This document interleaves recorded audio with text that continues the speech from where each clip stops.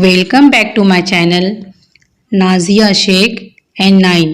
ہمارے ہر آنے والے ویڈیو کی نوٹیفیکیشن سب سے پہلے پانے کے لیے ہمارے اس چینل کو سبسکرائب کیجیے اور بیل آئیکن کو پریس کیجیے۔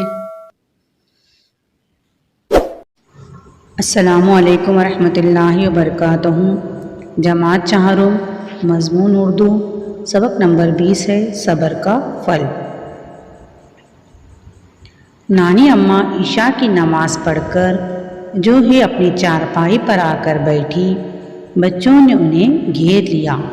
سب ایک ساتھ چلانے لگے، نانی اماں کہانی، نانی اماں کہانی، سناتی ہوں، ذرا دم تو لو، اور تم لوگ اس طرح شور مچاؤ گے تو کیسے سناؤں گی؟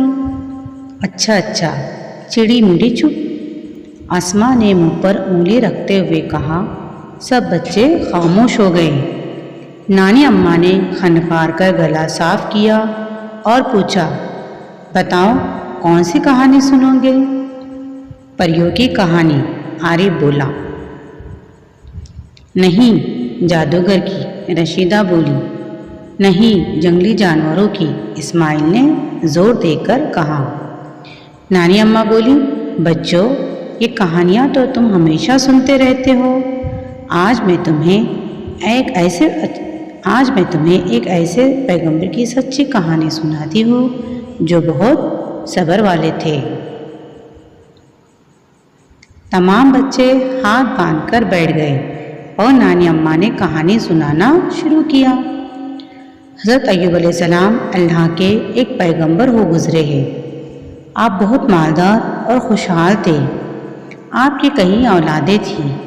دنیا کی ساری نعمتیں آپ کو حاصل تھیں، مگر آپ خدا کی یاد سے کبھی غافل نہیں رہتے۔ آپ خوب دل لگا کر خدا کی عبادت کرتے تھے۔ حضرت ایوب علیہ السلام کی خاص خوبی یہ تھی کہ آپ اچھے دنوں میں خدا کا شکر ادا کرتے اور مشکل وقت میں صبر سے کام لیتے، کبھی کسی بات کی شکایت نہ کرتے۔ بچوں، اللہ ہمیشہ اپنے نیک بندوں کا امتحان لیتا ہے۔ حضرت ایوب علیہ السلام بھی اللہ کے نیک بندے تھے۔ ایک مرتبہ اللہ نے آپ کو بڑے سخت امتحان میں ڈال دیا۔ اچانک مصیبت کی ایسی آندھی چلی کہ آپ کے ہرے بھرے کھیت اجڑ گئے، کھلیان اناج سے خالی ہو گئے، سارے مویشی مر گئے، بچے بیمار پڑ گئے، بیمار بھی ایسے کہ ایک ایک کر کے سب گزر گئے، مال و دولت ختم ہو گئی۔ کچھ دنوں بعد آپ بھی سخت بیمار ہو گئے۔ آپ کو کوڑ کا مرض لاحق ہو گیا، بدن میں کیڑے پڑ گئے۔ حضرت ایوب علیہ السلام کی یہ حالت دیکھ کر دنیا والوں نے آپ سے منہ موڑ لیا، رشتہ داروں نے بھی ناتا توڑ لیا۔ اگر کوئی آپ کے ساتھ تھا تو وہ آپ کی نیک اور پاک باز بیوی تھی۔ وہ رات دن آپ کی خدمت اور دیکھ بھال میں لگی رہتی، دھاڑس بندھاتی، محنت مزدوری کر کے اپنے دکھیارے شوہر کے لیے کھانے پینے کا بندوبست کرتی۔ حضرت ایوب علیہ السلام نے مصیبت اور پریشانی کے ان حالات میں بھی خدا کی عبادت ترک نہ کی۔ ہر وقت آپ کی زبان پر خدا کا ذکر ہوتا۔ آپ کو اس بات کا یقین تھا کہ ہر تکلیف کے بعد راحت ملتی ہے، خدا مجھے صبر کا پھل ضرور دے گا۔ آخر خدا کو حضرت ایوب علیہ السلام کے حال پر رحم آ ہی گیا۔ آپ کی آزمائش کے دن ختم ہو گئے۔ ایک دن خدا کے حکم سے زمین سے پانی کا چشمہ ابلنے لگا۔ خدا نے آپ کے دل میں یہ بات ڈالی کہ اس چشمے کا پانی پیو اور اس سے غسل کرو۔ آپ روزانہ یہ پانی پیتے اور غسل فرماتے۔ خدا کی قدرت سے رفتہ رفتہ آپ کا مرض دور ہوتا گیا۔ ایک دن آپ پوری طرح صحت یاب ہو گئے۔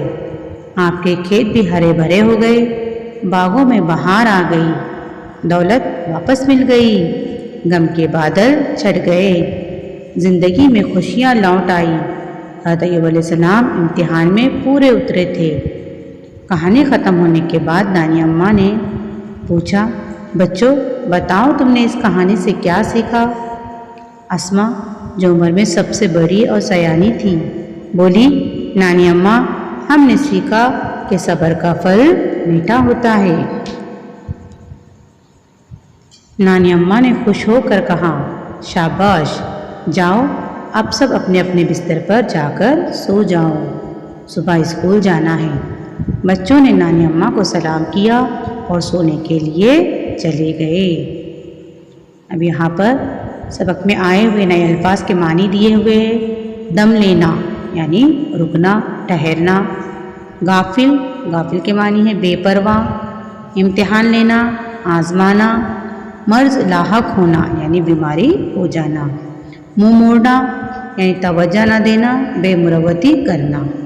ناتا توڑنا، رشتہ ختم کرنا، تعلق نہ رکھنا۔ دھارس بندھانا، تسلی دینا۔ ترک کرنا یعنی چھوڑ دینا، کسی کام کو چھوڑ دینا۔